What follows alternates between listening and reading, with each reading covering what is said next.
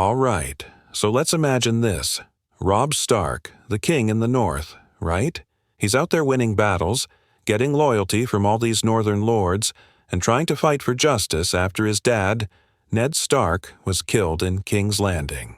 Now, in the actual show, Robb falls in love with Talisa, marries her, breaks his promise to Walder Frey, and we all know what that led to: the Red Wedding. But hold on, what if that didn't happen? What if Robb, instead of following his heart, decided to play the game like a real player? What if he abandoned Talisa, didn't marry her, and instead said, "You know what? I'm marrying a Frey girl for power." This changes everything. So, picture this. Robb gets that letter from Lord Walder Frey reminding him of the marriage pact. Instead of brushing it off, instead of falling deeper in love with Talisa, he looks around at his army, at his mother Catelyn, at the stakes of this war, and says, "I can't afford love right now." He ends things with Talisa, cold, ruthless. He tells her, "I'm sorry, but I have to think about my people." She's heartbroken, but Robb moves forward. He sends word to Walder Frey. "I'll marry your daughter. Now think about it. Walder Frey isn't just pleased, he's shocked. He was ready to be insulted, ready to plan revenge. But now, he's on Robb's side fully. He offers 5,000 more men, opens up his castles and crossings, and the north gets even stronger. Robb marries Roslyn Frey, and though there's no real love, it's a power move. Walder Frey gets his respect, the banners come together, and the north is united like never before. Meanwhile, Catelyn is proud. She's thinking, finally, Robb is doing what needs to be done. And Talisa? She leaves, maybe returns to Volantis, heart shattered, but safe. Now here's where things get interesting. Without the Red Wedding, the war takes a whole new direction. The Lannisters don't get to wipe out the North in one night. Tywin Lannister, sitting in King's Landing, is pissed. He thought he could end this war quickly by using Walder Frey's anger, but now, Robb is more dangerous than ever. And guess what? Rose Bolton doesn't get to betray Robb either, because now he's not seeing an opportunity. The North is strong. The Freys are in, and there's no easy way to turn the tide. But hold on, don't think everything's smooth. Robb might have avoided one betrayal, but he's made enemies in other ways. Talisa's family in Volantis. They're rich, powerful, and they don't take kindly to Robb dishonoring her. Word spreads. People whisper, Robb Stark is cold, heartless. He gave up love for power. Even some of his men start wondering, is this the boy king we believed in? But Robb doesn't care. He's focused. And here's the thing. With the Frey's support, Robb pushes deeper into the Riverlands.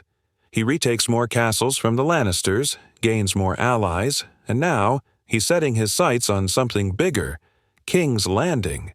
He's thinking, why stop at the north? Why not take the Iron Throne itself? But remember, the game isn't that easy. Tywin is still one of the smartest players out there, and now that Robb is growing stronger, Tywin starts plotting something darker. He sends out letters, calls for new alliances. He starts thinking about bringing in the Iron Bank, maybe even reaching out to the Greyjoys again to hit the north while Robb is away. And here's the kicker. Stannis Baratheon is still out there, still claiming the throne, and he's watching. Robb closely. Robb might have avoided one trap, but new dangers are rising. So, in this version of the story, Robb Stark is no longer the young wolf led by love. He's colder, more ruthless, more like Tywin than Ned. He's making power moves, but at what cost? His heart? His honor? His soul? And that's just the beginning. Want to see how Robb's choice plays out? How far he'll go for power? What happens when he sets his sights on King's Landing? So now Robb's married to Roslyn Frey, right? Walder Frey is smiling like never before. His daughter's now queen in the north, and the Freys. Oh, they're feeling important, like they finally matter in the Game of Thrones. No more being called the Bridge Trolls or the Minor House. They're now key players. Robb's army is bigger than ever. With the Freys on his side, he's got thousands more men, fresh supplies, and control over the twins, which is a major strategic point. This lets him move through the Riverlands fast, striking hard against the Lannisters.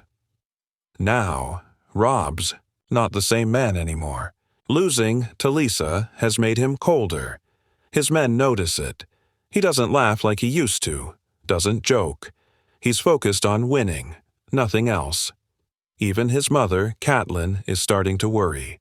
She wanted him to be strong, yes, but this version of Robb, he's starting to feel like a stranger, and then, boom, Robb takes back Harrenhal from the Lannisters. This is huge. Harrenhal's cursed, yeah, but it's also a symbol of power. He plants the Stark banner there, showing everyone that the North is not just defending its land, it's taking over. Meanwhile, Tywin Lannister is fuming in King's Landing. His plan to use the Freys is now dust, and he's got Robb knocking on his door. So Tywin does what Tywin does best. He starts playing dirty. He sends ravens all over Westeros, spreading lies about Robb. Robb Stark breaks oaths, he says. First to the Freys, now to the south. He'll betray anyone for power. He's trying to break Robb's alliances, make his bannermen doubt him, but Robb, he doesn't even blink. Instead, he sends a message back. The king in the north does not kneel. And with that, Robb makes his next bold move. He sends his uncle Edmure Tully with the Frey men to siege Lannisport. Now that's Tywin's home territory, and this is personal. Now, while all this war stuff is going on, let's talk about the Boltons. Remember, in the original story, Roose Bolton betrays Robb at the Red Wedding. But now, Robb marrying Roslyn changes everything. Roose is stuck. He doesn't have the Freys on his side. He's pretending to be loyal, but he's waiting, watching for a chance. And here's where Robb makes a chess move. He starts promoting men he trusts, like Greatjon, Umber, and pushing Roose Bolton out of important decisions. Roose feels it. He knows he's being sidelined, but he can't do anything. Yet. Back in King's Landing, Joffrey is being Joffrey, acting like a spoiled little king, while Tywin does all the real work. But now, they've got bigger problems. See, with Robb coming down harder, the Tyrells start wondering, are we backing the right king? Margaery, always thinking ahead, starts whispering to Lady Olenna, what if Robb takes the throne? Should we have a backup plan? And then there's Stannis Baratheon. Stannis, sitting in Dragonstone, gets news of Robb's rise. He doesn't like it one bit. He thinks the North should be his, as the rightful king by law. So Stannis starts sending ravens to northern houses, trying to split them, saying, Robb is no true king. Follow me, the Lord of Light's chosen. But here's the twist. Robb, knowing Stannis is a threat, sends envoys to parley with him. He offers Stannis a deal. Help me take King's Landing, and the North will support your claim after. And Stannis? He doesn't trust Robb, but he hates the Lannisters more. He agrees, for now. So now imagine this. Robb Stark and Stannis Baratheon, two of the strongest leaders in Westeros, allying against the Lannisters. Tywin is scrambling. But power always comes at a cost. Robb's bannermen start getting restless. Some of them loved the old Robb, the one who cared about honor, who fought for justice. This new Robb? He's too much like the other kings they've hated. And Roslyn? She's trying to find her place as queen, but Robb barely looks at her. There's no love there, only duty. She's lonely, confused, and guess what? She starts writing letters, maybe even to her father, maybe to others, looking for some kind of connection. This is dangerous, because one wrong word from Roslyn, and everything Robb built could come crashing down. So, Robb's stronger than ever, marching toward King's Landing with Stannis, but secrets, betrayals, and old enemies are lurking everywhere. Will Robb hold it all together, or will his cold choices cost him everything? So here's where things get real. Robb Stark, now married to Rosalind Frey, has the Freys and most of the North united behind him. He's even got Stannis Baratheon on his side, at least for now. Together, they're setting their sights on King's Landing, the heart of Lannister power. But let's talk strategy first. Robb knows he can't just walk into King's Landing without serious preparation. He sends scouts ahead, probing for weaknesses, and at the same time, he tightens control over the Riverlands. Lannisport is under siege, Harrenhal is secure, and the North has never looked stronger. But while Robb's army grows, so does the doubt, inside his own camp. Some of his bannermen, especially those who were close to Talisa, start whispering behind his back. Robb used to fight for love, for honor. Now he's just like the others, marrying for alliances, cutting deals with Freys and Baratheons. Even Catelyn Stark is feeling uneasy. She watches her son make one ruthless decision after another. She wonders, did I lose my boy to this? War? Now let's shift focus to King's Landing. Tywin Lannister is under pressure like never before. The Frey betrayal plan, gone. The North, stronger. Stannis, allied with Robb. Tywin isn't the type to sit and wait. He calls for Pater Baelish, Littlefinger, himself, and Tywin says, I need you to break Robb Stark from the inside. Littlefinger, always looking for chaos, agrees. And here's what he does. He reaches out to Rosalind Frey. Yeah, the same Rosalind who's feeling lonely, ignored by Robb, and lost in a cold political marriage. Littlefinger sends her a letter, offering her something Robb hasn't. Attention, importance, and a secret way to help her family even more. Now back to Robb. He's at Riverrun, planning the next move with Stannis. The two don't trust each other, but they both want the same thing. Lannister's gone. Robb proposes they attack from two sides. He'll march through the King's Road, while Stannis attacks from Blackwater Bay. The plan? Crush King's Landing before the Lannisters can regroup. But there's tension. Stannis demands that after the war, the North bends the knee. Robb refuses. He says, the North will never kneel again. Help me now, and I'll let you have the South. They agree, but it's fragile, like one spark could blow the whole thing up. Now here's where betrayal starts creeping in. Robb's trusted men start dying mysteriously. One by one, an archer poisoned, a scout vanishes, a raven intercepted. Catelyn warns Robb, someone's leaking information. And she's right. Rosalind, under Littlefinger's influence, starts feeding secrets back to King's Landing. Not because she wants Robb dead, but because she wants her father, Walder Frey, to rise even higher. Littlefinger tells her, help me, and your family will rule more than just a bridge. Meanwhile, Roose Bolton is watching this all play out. He sees Robb growing stronger but isolated. Roose knows when to strike, but he's waiting for the perfect moment. He even sends word to Tywin, if the time is right, the North can be yours. So Robb marches south, confident but surrounded by lies. As he reaches closer to King's Landing, the Lannisters strike first. Tywin, still a master of war, sends out a decoy army, luring part of Robb's forces into a trap near the Blackwater. Robb loses 3,000 men in a single day. He's furious, but he knows it's not over. And then, the biggest blow yet, a raven arrives from Riverrun. Your wife has fallen ill. Robb rides back, fast, heart racing. When he arrives, he finds Rosalind in bed, weak, crying. She tells him, someone tried to poison me. Robb is shattered. He thinks his enemies are trying to break him through his wife now. But here's the twist. Rosalind's faking it. It's all part of Littlefinger's plan. To keep Robb off balance, to make him doubt his men, to make him lose focus. Meanwhile, Stannis, now near the Blackwater, sends word.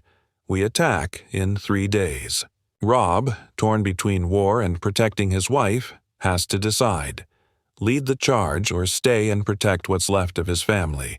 And in this moment, Robb Stark, the young wolf, starts to crack. So now, the march to King's Landing is falling. Apart. Betrayal is everywhere. The alliances are fragile, and Robb's power, it's hanging by a thread. What will he choose? Will he stay strong, or will all of this break him? So Robb's back at River Run, right? His wife, Rosalind, is lying in bed, pretending she's been poisoned, but in reality, she's playing a dangerous game. Littlefinger's pulling her strings, and Robb? He's starting to lose his grip. His army's out there, waiting for him to lead them to King's Landing. Stannis is pushing for an attack, and time is running out. But Robb? He's stuck. Torn. He sits by Rosalind's side thinking, if I leave her now, and something happens, what kind of man does that make me? Catelyn sees this. She knows Robb has to choose the war. She tells him, you're a king. You can't afford to fall apart now. But Robb, he's not that same cold king anymore. He's starting to feel guilt. Guilt for leaving Talisa. Guilt for marrying Rosalind just for power. Guilt for the men who died because of his choices. And then, it gets worse. A letter arrives. Not just any letter.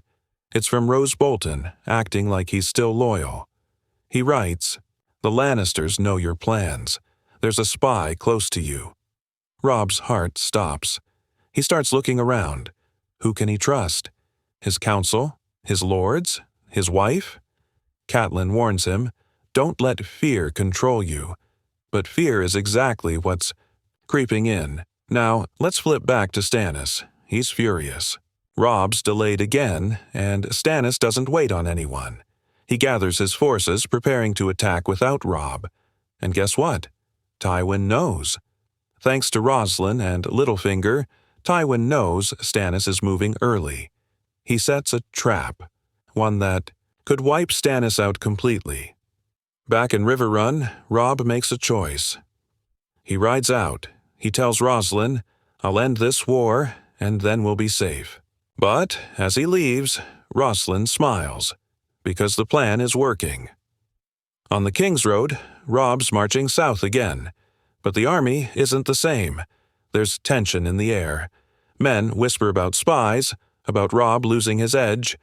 And Robb, he's not leading with fire anymore. He's hesitant, unsure. That's when the ambush happens. A small Lannister force waiting in the hills hits Robb's vanguard hard. Arrows rain down, men screaming, chaos everywhere. Robb jumps into battle, rage pouring out of him. He fights like the wolf they used to fear, cutting down enemies, trying to push forward. But the losses are heavy. He wins, but at what cost? 500 more men dead. And the worst part? One of the dead is Grey Wind, his direwolf.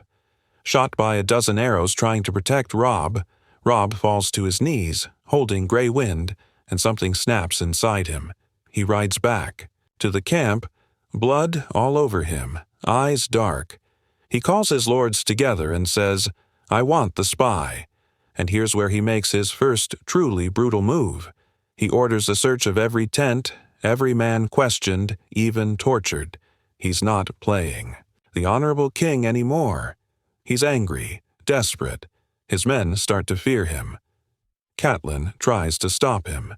She says, this isn't who you are. But Robb, he doesn't listen. This is who I need to be. Meanwhile, Rosalind sends another message to Littlefinger. Robb is unraveling. And Littlefinger, he's loving it.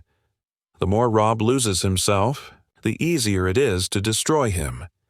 Then the news arrives. Stannis attacked King's Landing, and he lost. Tywin crushed him, using wildfire and a surprise counterattack. Stannis barely escapes with his life, and now Robb is alone again. His army's smaller, his alliances weaker, and his enemies stronger. But Robb, he's done playing defense. He gathers his men and says, we march on King's Landing. We finish this. No more waiting, no more deals. But as he rides south, there's one last dagger waiting for him. A secret letter, hidden in a rider's pouch, addressed to Walder Frey. And Robb finds it. It's from Rosalind. The letter exposes everything. How she's been feeding information, how she's been working with Littlefinger, how Walder Frey wants more than just a marriage alliance. Robb's heart breaks again. But this time, he doesn't hesitate. He rides back to Riverrun that night, storms into Rosalind's chambers, and throws the letter at her feet. "You betrayed me," he says. She cries, begs, "I did it for my family." But Robb doesn't care. He calls the guards. "Lock her up." Now, Robb's truly alone. No wife, no allies he can trust, and only revenge burning in his chest. He's going to King's Landing, but not as the boy who wanted justice, as the man who wants blood. So now, Robb's marching south, right? No wife, no more trust, no more honor to hold him back.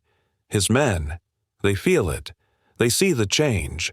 The boy king who fought for justice, for his father's memory, he's gone. This Robb, he's cold, sharp, dangerous. He stands before his army, his voice like ice. "We take King's Landing or we die trying. No more alliances. No more waiting." And let me tell you, the North has never seen Robb like this. He starts moving fast, burning any Lannister-loyal villages on the way. Any house that even smells like a traitor? He raises them. His bannermen are shocked, but they follow. Why? Because fear has replaced love. Even Catelyn Stark is scared of what her sons become. Now, news reaches Tywin Lannister. Tywin thought Robb was breaking apart, but now, Robb's pushing harder than ever. And Tywin knows, if he doesn't stop Robb now, the wolf might actually win. So Tywin sends a new offer to Roose Bolton. "You want the North? Help me end Robb." Roose hesitates. He knows Robb's different now, more ruthless, harder to predict.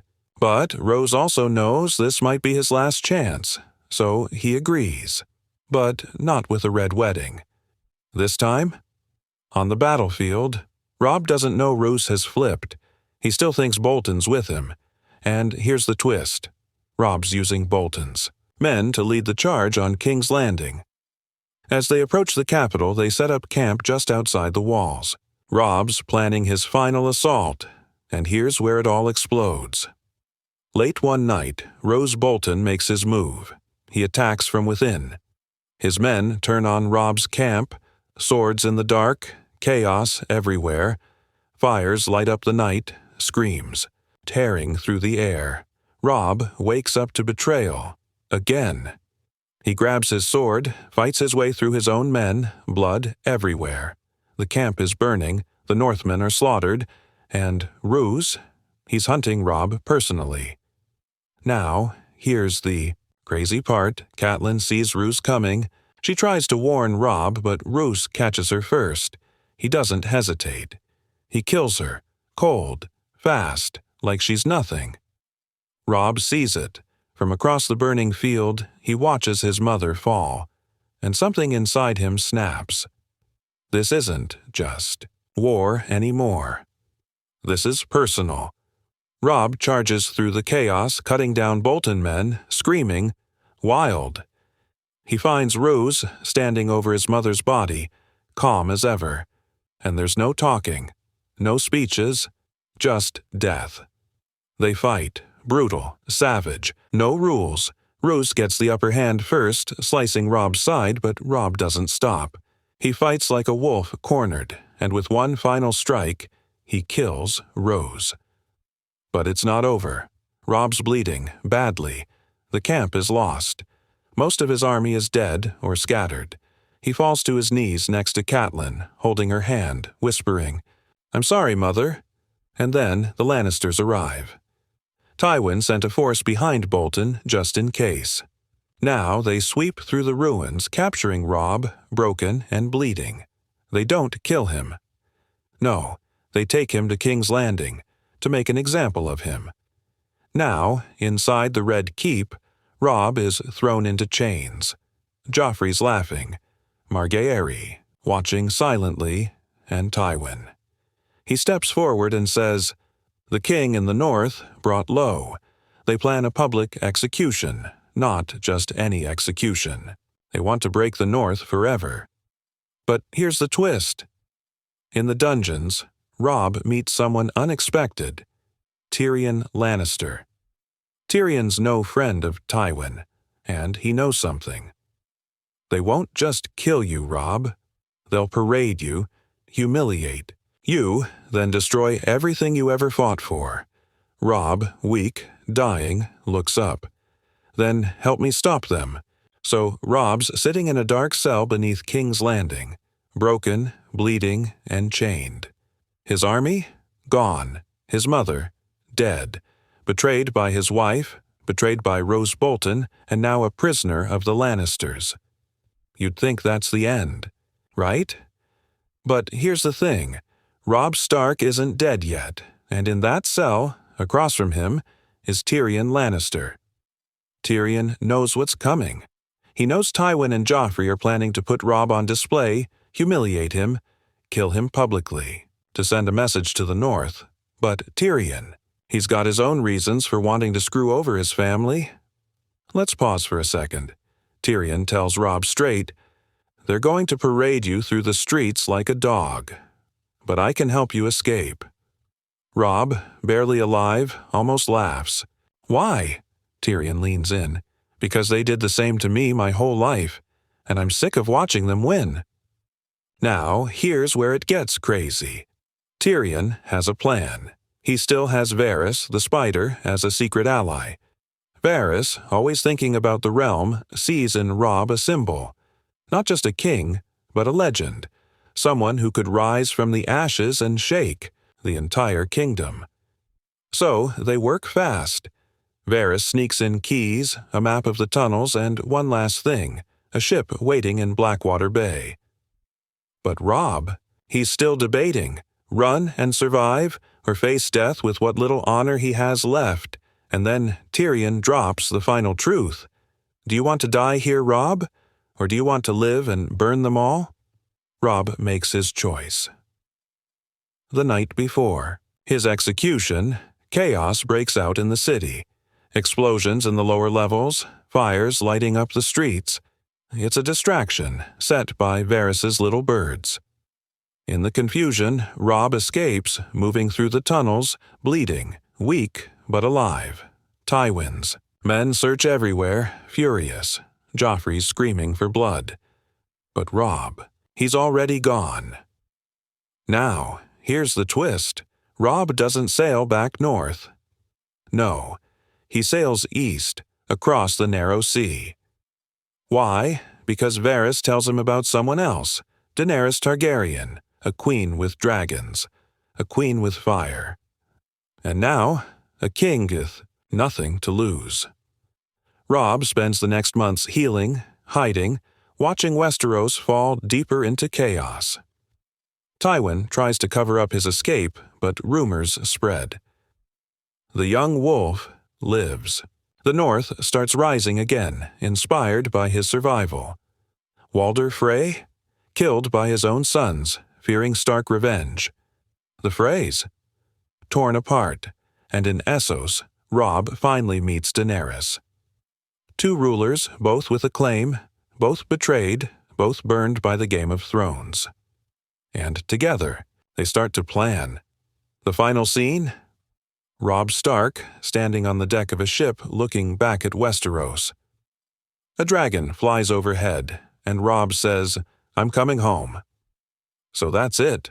Robb Stark didn't die at the Red Wedding, didn't fall for love, but instead became something darker, more dangerous, and maybe even greater. This theory flips everything. Imagine Robb and Daenerys coming for the throne together. What do you think? Would Westeros survive that? Let me know if you want. To explore another crazy Game of Thrones theory, or dive into a whole new world of what-if stories.